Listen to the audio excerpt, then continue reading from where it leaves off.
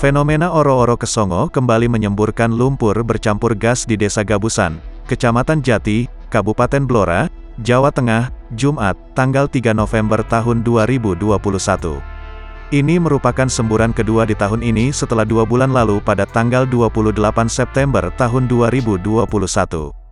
Semburan kemarin tak terlalu besar, hanya setinggi 10 meter. Kepala Pelaksana Badan Penanggulangan Bencana Daerah, BPBD, Blora, Slamet Widodo mengatakan, semburan lumpur dan gas di oro-oro Kesongo itu terjadi 3 kali semburan.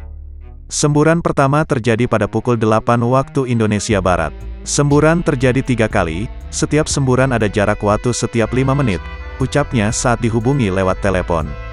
Menurut Slamet, ketinggian semburan tidak terlalu tinggi. Seperti untuk semburan pertama dengan ketinggian 1-2 meter. Semburan ketiga itu sampai 10 meter, ungkapnya.